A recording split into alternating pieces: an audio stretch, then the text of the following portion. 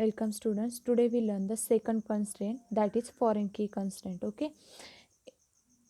It is also known as referential integrity constraint in that one field is common between two tables. म्हणजे foreign कीमध्ये काय असतं की बाबा हिलाच आपण काय म्हणत असतो एक ॲज अ रेफरन्शियल कन्स्ट्रेंट म्हणून हिला कन्सिडर केलं जातं म्हटलं जातं.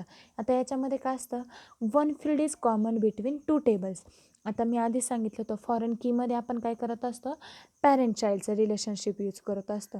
मग पॅरेंट चाइल्डच्या रिलेशनशिपमध्ये याच्यात काय असतं की एक फील्ड जे असते दोन टेबलमधली एक फील्ड काय असते कॉमन असते. ओके. न foreign key represent the relationship between tables. There is a parent child relationship between two tables having a common column.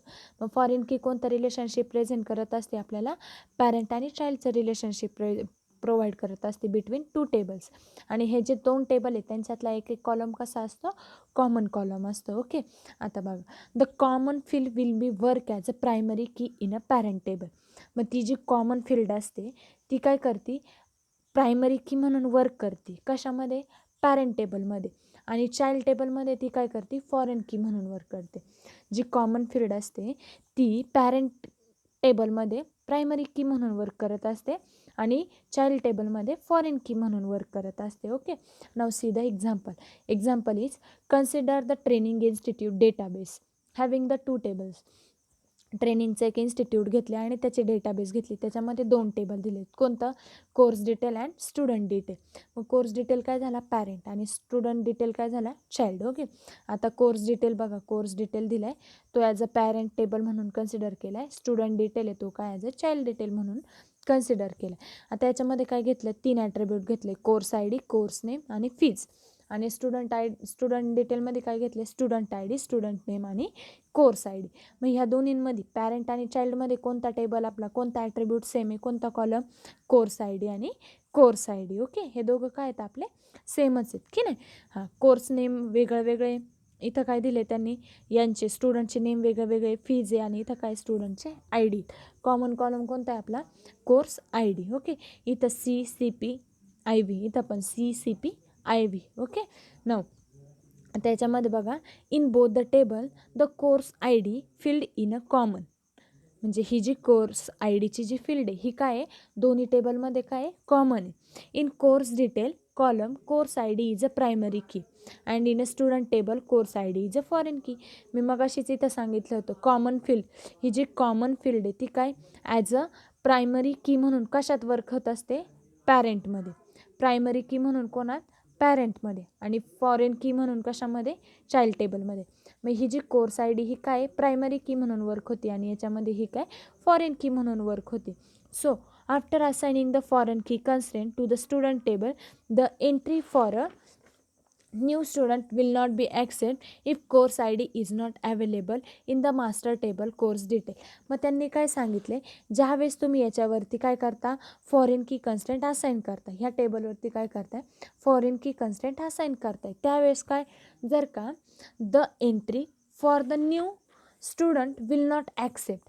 बघा the entry for the student will not be accept if course I D is not available in the master table course detail.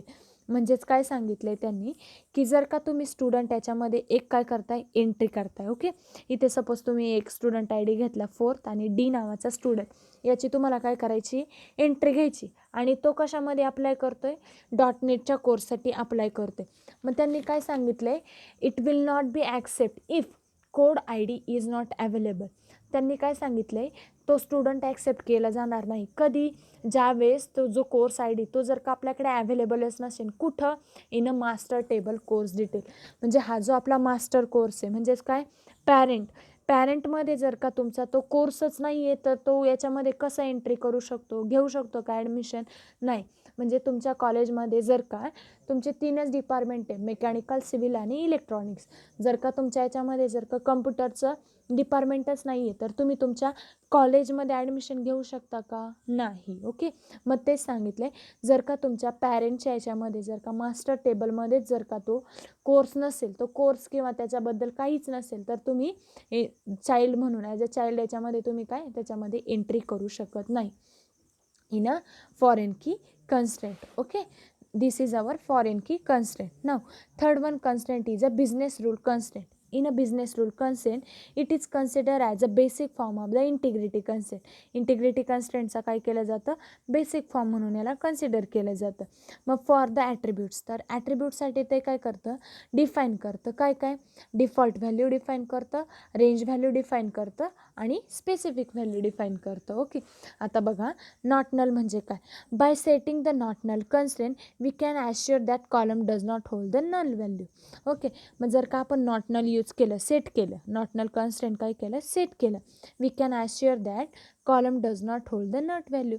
म्हणजे मग जर का आपण not null assign केलं, त्या टेबलला not null assign केलं म्हणजे काय, एम्प्टी ठेवायची नाही, तर मग काय, column does not hold the null value, not null value. मग तो काय, तो ती जागा एम्प्टी ठेवू शकतो का, नाही.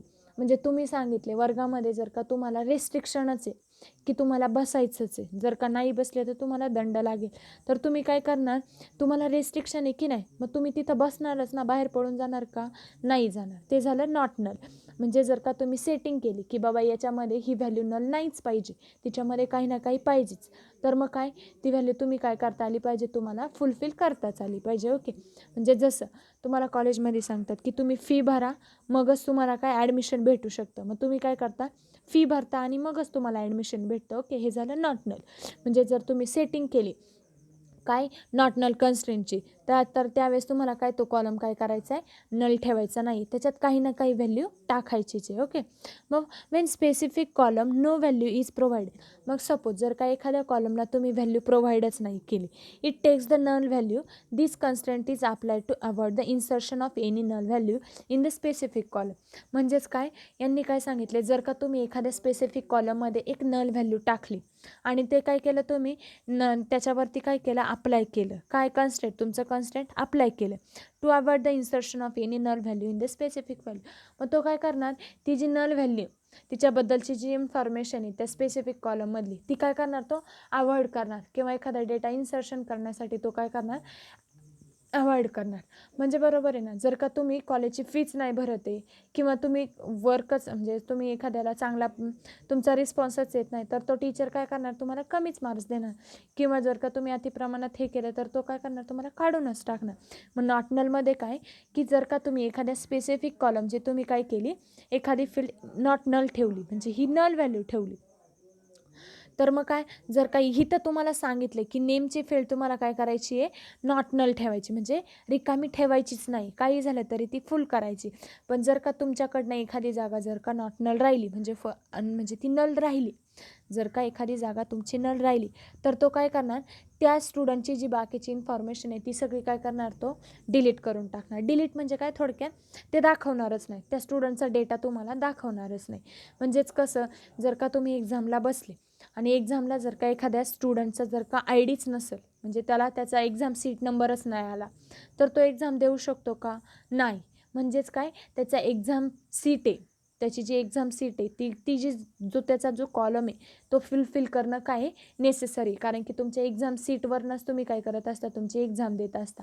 मग काय, जे तुमची युनिव्हर्सिटीची डेटाबेस आहे त्याच्यामध्ये एक्झाम सीट नंबर देणं काय आहे, नेसेसरी. ओके, नाव आता इथं नल आहे म्हणून काय, not allow because we set name as a not null constraint, हे काय करणार, अलाउच करणार नाही, ही जी एंट्री ती तो अलाउच करणार नाही, कारण की काय केलं त्यांनी नेमची, त्याचं जे नेम आहे ते काय केलं आहे, नॉट नल ठेवलेलं आहे. ओके, नाव त्याचा सिंटॅक्स काय, create table, table name, column 1 म्हणजे तुम्हाला जो कॉलम द्यायचा आहे तो, त्याचा डेटा टाईप CNS3 आणि नॉट नल, हा त्याचा काय सिंटॅक्स आहे. Okay, now second one is a default. आता डिफॉल्टमध्ये काय, when a user does not provide a value to the column while inserting the record in the table, the default constraint provide a default value to that column.